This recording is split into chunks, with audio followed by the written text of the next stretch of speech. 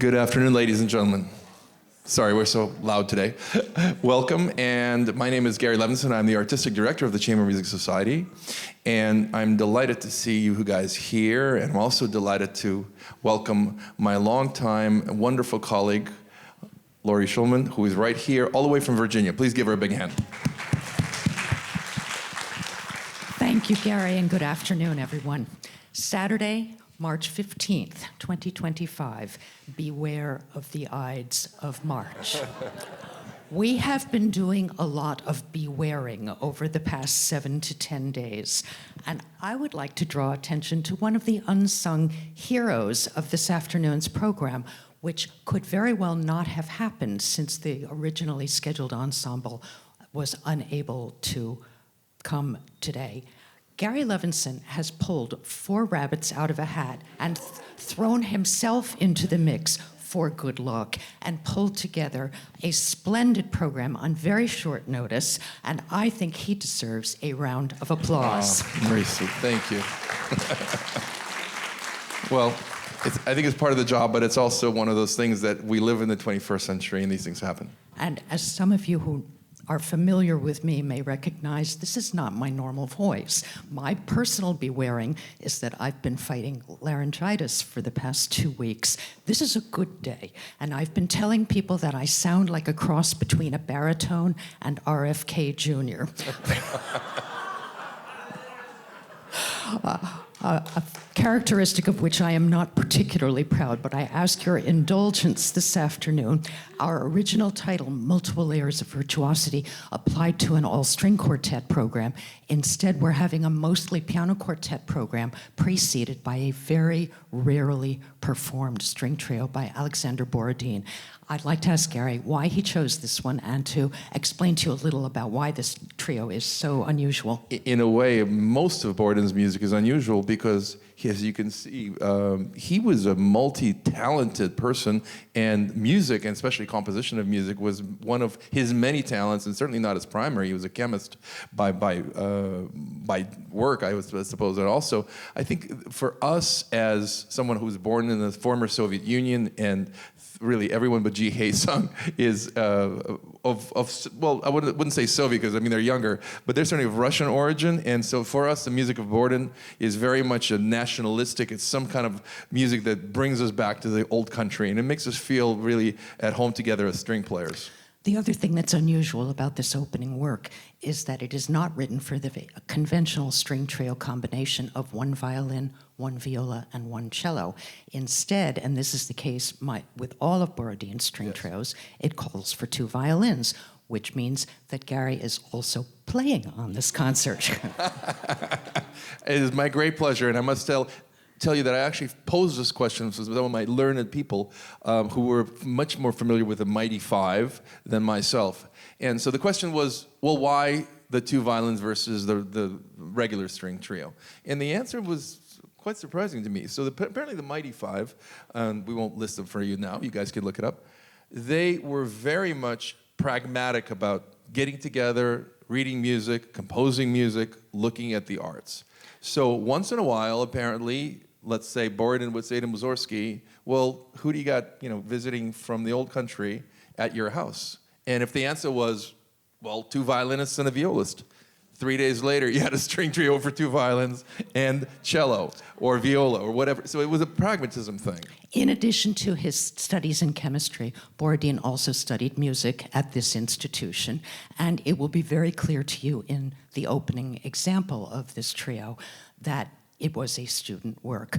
It is heavily indebted to Franz Joseph Haydn. He could do a lot worse for a model. And what you'll hear is unison strings, then they break in 2 chords. It's very straightforward, very conservative in an 18th century style, despite the fact that it dates from the mid-19th century. Example 1, please.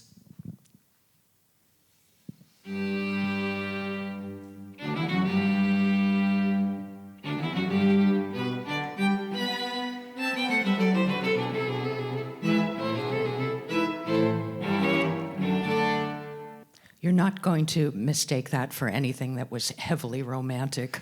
I just want to mention, in this entire trio, though not many of these examples belie this, there is a level of the Russian choir. And it's in the language of his composition, and it's actually quite special because, as Laurie said, a lot of this is very Haydnesque and very sort of early Beethoven, and yet the language is very Russian. So it's a really cool thing that you listen to. The next example we've chosen is also from the first movement, and he uses a lot of repeated notes and rotating between two pitches, and you'll hear an ascending arpeggio feature that features prominently during the entire movement. Track 2, please.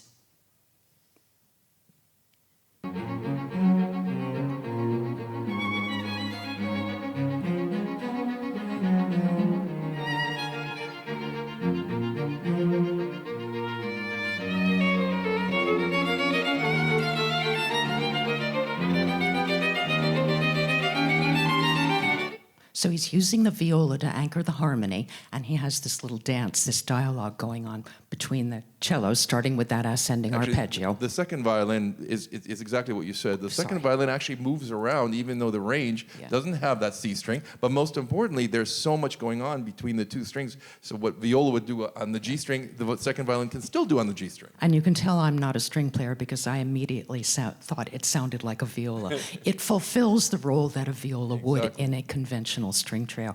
Okay, moving on to our last example from the first movement, we have a conversation between the two violins building up to a climax. You'll hear more of the ascending scales and more of the arpeggios. Let's hear track 3, please.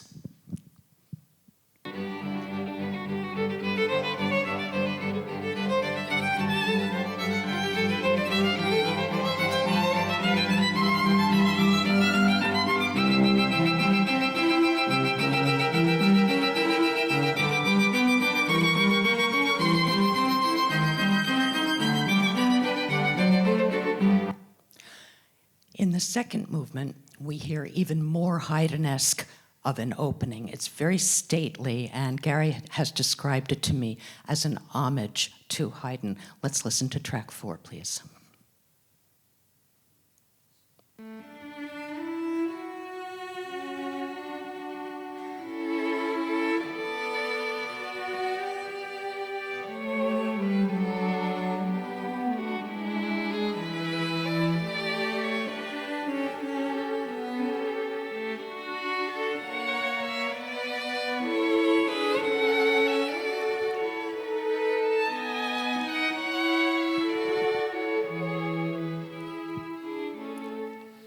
This speaks to the Russian choir, doesn't it? Totally, and also it speaks to who this was intended for. I think one of the great things about this is, if you think about, we mentioned Beethoven.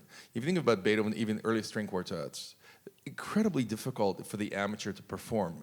This is much more in their wheelhouse, meaning that they wouldn't be intimidated by this, either harmonically or technically. It's supposed to make you feel good in front of the fireplace. You can play for your own pleasure. Our last example, also from the slow movement, is another conversation between the violin and the cello, with the second violin providing a chordal anchor in the middle. So it's a very similar texture to what we heard before. Track 5, please.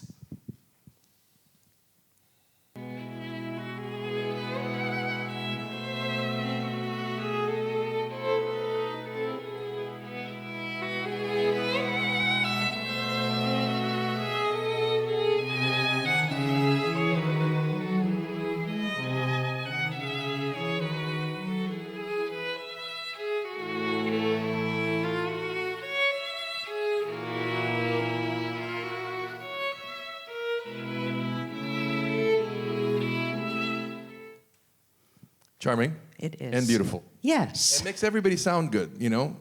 It actually really helps if you're not a professional musician to be able to pick up an instrument, you know, piano, and sound good. So.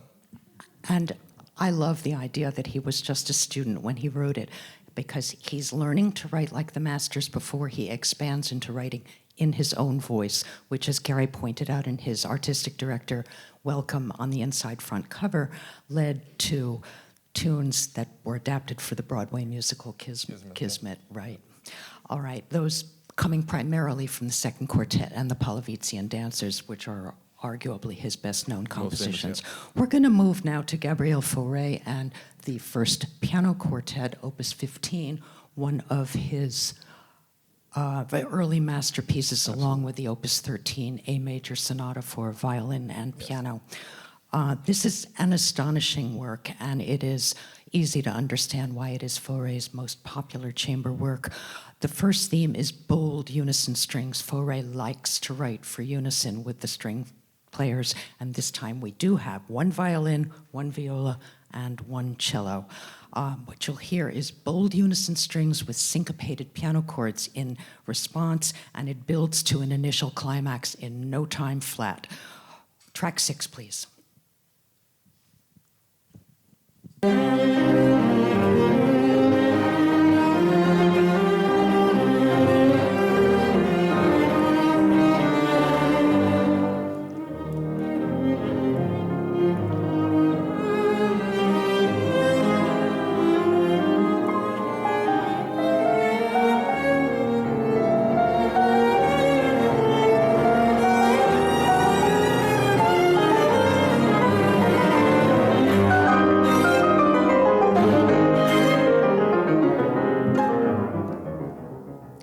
The message is there will be drama in this piece, and he gives us quite a bit of it.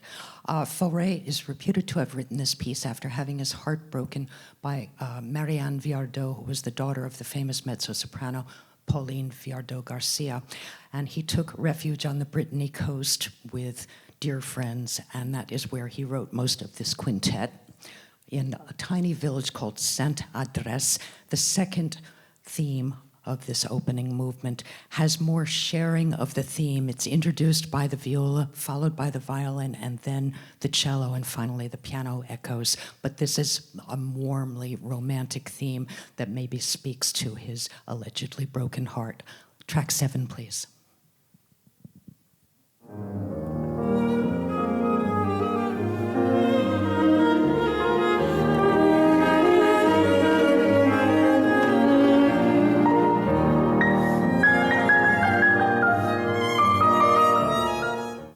A lot more imitation going on there. Yeah, also I think we should talk about texture, because a lot of this is actually in the lower register for the strings, and as you can hear, the piano is often in the upper register. So in a way, it's almost a Wagnerian texture, but without the weight. So there is an element of German romanticism here, but a very French sort of Elysian dovetailing between the voices. That is also a somewhat accurate description of the scherzo and trio that follow. This scherzo has the elfin lightness of Mendelssohn, but it succeeds in sounding irrepressibly French. There's just no question about it. It is characterized by what I call schizophrenic switches between 6/8 and 2/4 meter. The example that I've chosen, it's lightning fast, is when it starts to dance. It's just irresistible. Let's hear track 8, please.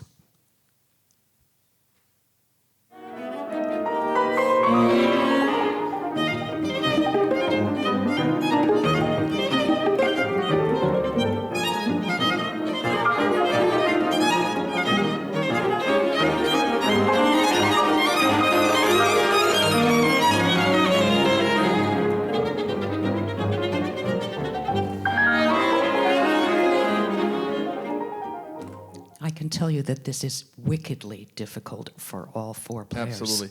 But it's interesting.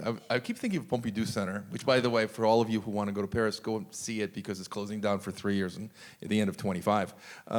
Many of the things that seem sort of skittish and crazy, they're actually meant to be more champagne-like. And so you're just never really in one place for one time. It's crazy colors and they all go away, but they're not meant to scare you. They're meant to entertain you. In the contrasting middle trio section, the piano continues the dancing, but the string players all put their mutes on, and all of a sudden they lapse into a chorale that has a completely different tone color because of the mutes. Let's listen to track 9, please.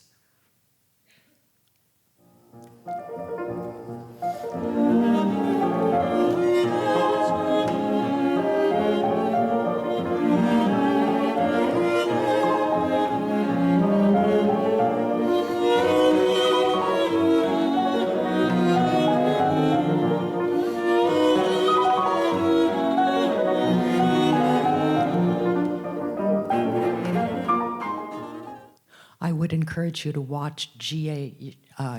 Chang's hands just flying about the keyboard in this movement. And the string players are very suave and Yeah. very charming about this because it's really easy and it changes color all the time. Yeah, they're thinking, well, thank goodness we get a break and she's got the tough stuff in this movement.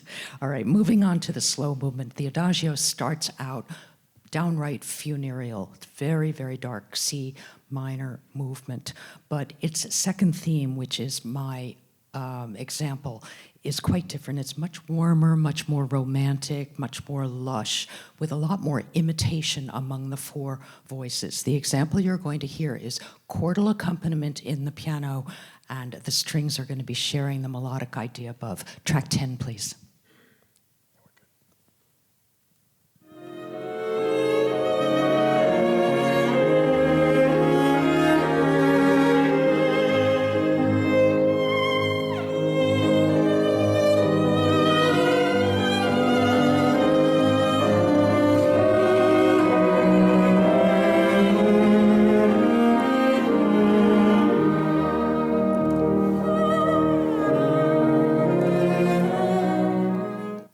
Moving on to the finale. The whole thing is built on arpeggiated chords in the piano and ascending scales, primarily in the strings, although the piano will emulate them later in a very, very dramatic and virtuosic fashion. But the principal idea is simple ascending scales over our piano arpeggios. Let's listen to track 11, please.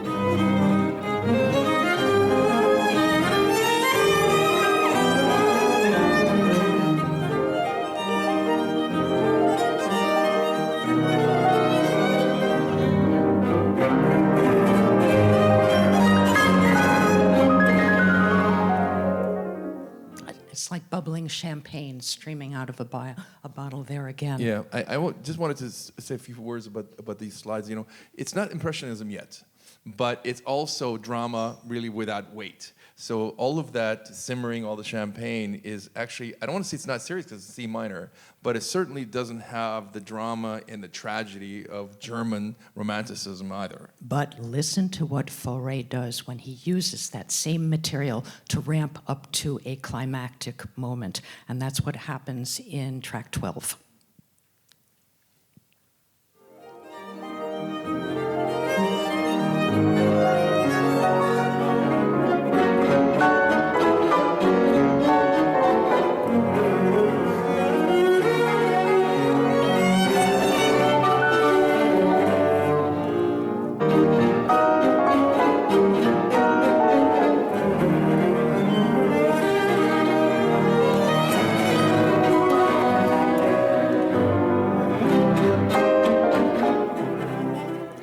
Hemiolas to move it forward. He does, and he also gives several brilliant mini cadenzas to the piano. It's a very, very exciting movement, and I'm just going to tip my hand for one thing Gary mentioned, the tragedy of C minor. He does resolve it with a very delicious coda in C major, and the sun will come out at the end. Okay, so we are going to move on right now to a very young Brahms. The G minor quartet is one of the works with which he introduced himself to the Viennese public on his first trip there before he had made Vienna his permanent residence. He was still based in Hamburg in northern Germany. This has become one of the bedrock pieces in the chamber music literature, primarily because of its irresistible Hungarian gypsy finale. The principal idea, however, is as dark and almost menacing as that of the F minor piano quintet, which we heard, I think, 1 or 2 seasons ago. Yeah. And just listen to this unison, which starts with the piano and then is echoed by the strings. This is track 11, first movement of the Brahms.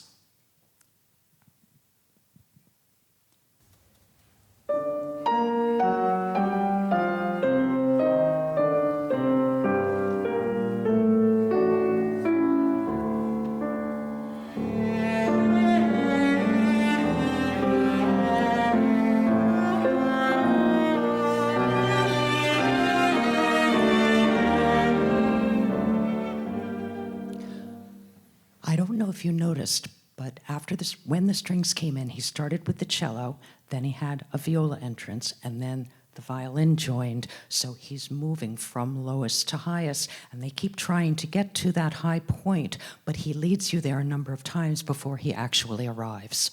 The amazing thing about Brahms' chamber music, and really most of his music, is that he doesn't introduce anything. I can think of one piece like the Third Symphony where there's 2 bars of introduction. You just start. And the same thing about layering, very few notes in this introduction.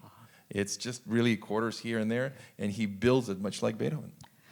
So I want to move on now to the intermezzo, and as you'll read in the program notes, this was originally intended to be a scherzo and trio, but Clara Schumann, who was by then a widow, urged Brahms to change the title to intermezzo, which was a title that her husband, who was then the late Robert Schumann, had favored. It gave him a little bit more latitude in terms of his contrasting sections. And it's just an extraordinary movement. It's fraught with nervous energy. Brahms is very good at nervous energy. And you'll hear that he uses repeated notes in the cello that will change to pizzicato about midway through this example, but he still retains the lyricism and not quite, but almost a dance character to this music, which is clearly descended from a scherzo, if not an outright scherzo. Let's hear track 14, please.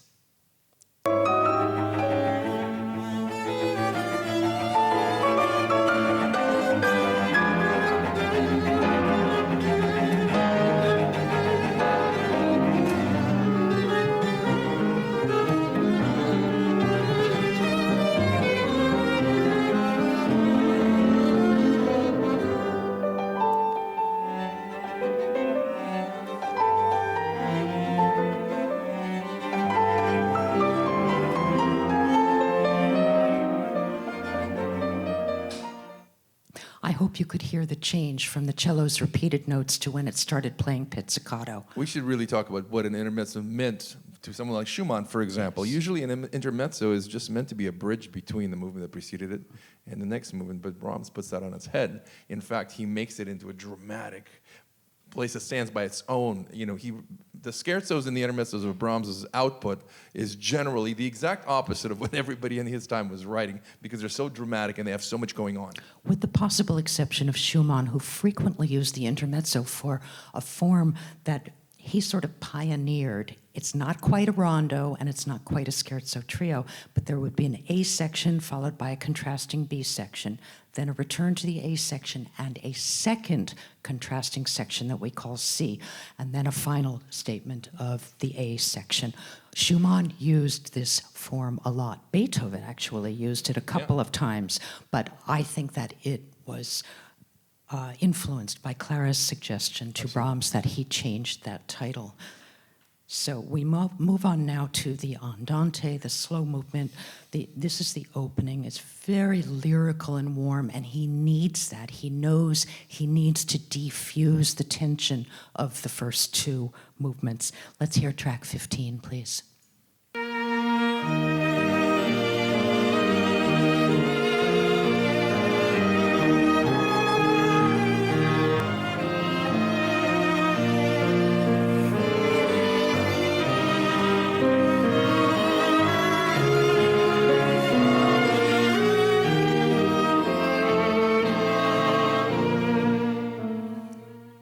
Gary, could you comment on the difference in texture in the way Faure writes for piano and strings and the way Brahms writes Absolutely. for piano This is and a great strings? example of what we were talking about before. This is all about weight. This is all about endless lines that don't dovetail. They just continue on forever. In some ways, it's very chorale-like, and it's also very good on the instrument. We should mention that Brahms' father was in Hamburg, I believe. He was a horn player, but he was also a double bass player. So a lot of the bass lines, they do really pay homage to his heritage and his father.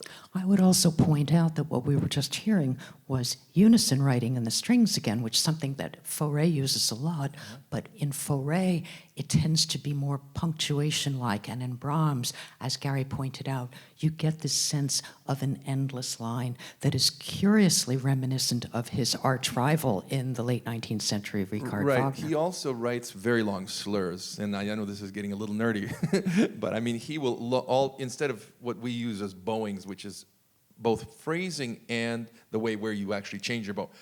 He will write a slur that will go for 8, 10, 12 bars, knowing that it's impossible to do that on a string instrument. But he's showing us that this is where the phrase goes. It doesn't matter whether you use 1 bow or 17 bows. So I think the whole point of it, the difference between Faure and Brahms is that it is an endless line that you have to make kind of sleight of hand. You don't allow the audience to know that you're actually changing the bows and doing all the things under the hood. For those of you who have experience singing in a church or other chorus over the years, it's what the choral director would have called staggered breathing. You take a small breath when you can and don't make it anything that the people on either side of you are going to notice, and you sort of distribute that need for more breath to continue producing the singing tone. But it gives the oral illusion of continuity without being chopped up. And it's the same sort of vocal phrasing, and I don't know an instrumentalist who hasn't had his or her teacher say, think like a singer, it needs to sing more. Exactly. And endless lines is what we're supposed to do. Yes. Okay, we move now to the standout movement in this quartet. Gary, would you talk a little bit about the history of the gypsy tradition, particularly in Austro-Hungarian and Germanic music? That's exactly right. I mean, when we talk about the Austro-Hungarian Empire, and it really don't have to go to Hungary. You know, if you go tomorrow, if you go to Vienna, and you go in the direction of Prague, you're going to hear and see all kinds of what we would consider Hungarian rhythms, Hungarian food. Basically, the borders had changed because of various reasons, hundreds of times. So Brahms was very, in his own heritage, he was in love with that, and also I think a lot of his Hungarian dances, I mean, this is what he wrote for the piano, and that was so popular that it was transcribed for every single instrument, first and foremost, violin and piano. But this preceded it, and as I've noted in my program notes, the most famous chamber music movement to precede Brahms's Hungarian finale is the Haydn Gypsy Rondo, which is in one of his piano trios. And that's a very famous movement. And a lot of these things were tapping into cliches about what gypsy music was understood to be. Musicologists have spent a lot of time deconstructing Franz Liszt's very famous Hungarian dances, some of which were memorialized in Disney films, including Who Framed Roger Rabbit, for those of you who remember that film. They become almost slapstick because he was confusing popular culture with the true gypsy culture. But we also need to point out that Brahms toured early in his career before he met... As a pianist. But not only as a pianist, but with a Hungarian violinist named Eduard Reményi. Yeah. Exactly, yeah. Well, I think that and the fact of the matter is that in his time, wherever he went, if he went to a pub, if he went to a restaurant, he would have heard some gypsy violinists doing the things that you're about to hear. Right. His entire lifetime, even when he was a young pianist. And the tradition has some cross-pollination with what we now call klezmer bands. They're not exactly the same thing, but almost every klezmer band had a violinist. Absolutely. And it also had an instrument called the cimbalom, which I'm going to return to in a minute. But first, I'm going to ask Gary to hold the clicker here, because what I want to point out to you is the most distinguishing characteristic of this lurching finale is that Brahms writes in 3-bar phrases, which are highly unusual. The structure of his music is usually in 4-measure units that add up to 8-measure units, or perhaps 16-measure phrases with those long slurs that Gary was talking about. And here, I'm going to indicate with my fingers, which is why I needed a hand free. Just listen to the opening of this finale and how he doesn't let you catch your breath. It's like you're stumbling on the seams in the sidewalk if you're out for a brisk walk. Can we hear track 16, please?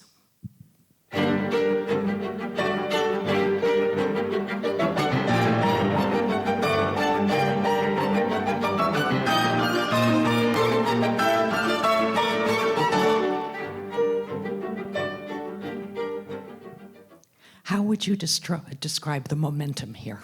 Well, I mean, it's exactly what you said. The only thing I would add is Western classical music, as you said, 4-bar phrases, basically even numbers. So anytime you get to odd numbers, it's very difficult. Yet gypsy music, Roma as they call it now, is oftentimes 7s, 5s, 9s. It's exactly the opposite. So here's a picture of Remy with his Del Gesù, which he could never afford today. Last time I looked, they just sold a Strad for $23 million. Yeah. So, but I mean, he would have been extremely comfortable with the 7s and the 8s. In fact, that's all he would be comfortable with. It's the 4s and 6s that would bother him. Well, another irregularity in traditional Western music that I'd just like to point out to you, because we've heard a lot of Russian music on this stage and in the Symphony Concert Hall. 5/4 meter, a highly irregular meter, is extremely common in Russian chant and Russian folk song.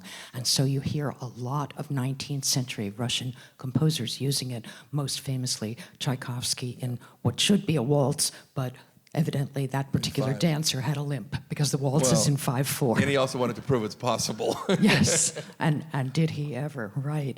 Okay, my last example. Would you forward the? Yes.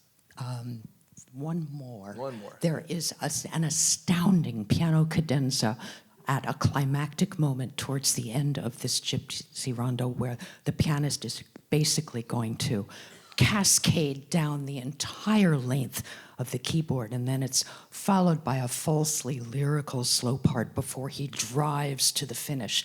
But this piano cadenza is clearly trying to emulate the cymbalom, which was a member of both gypsy folk bands and sometimes klezmer bands as well. And we should mention that it's one of the few instruments that actually played with mallets, but those mallets have feathers on them. So it's actually a very soft, beautiful sound, kind of almost an amalgamation of percussion and string sound. Yeah, essentially, for those of you who know a little bit about folk percussion instruments, it's a hammer dulcimer. Just like the, what's the one that Piazzolla plays? The bandoneon. Yeah, it's basically a button accordion or a type of button accordion. So these families of instruments have cousins across various cultures. But my last audio example is this piano cadenza, and I wanted you to be able to visualize this astounding instrument that we know that Brahms was trying to emulate here. Let's get back to you. There we go. May we hear track 17, please?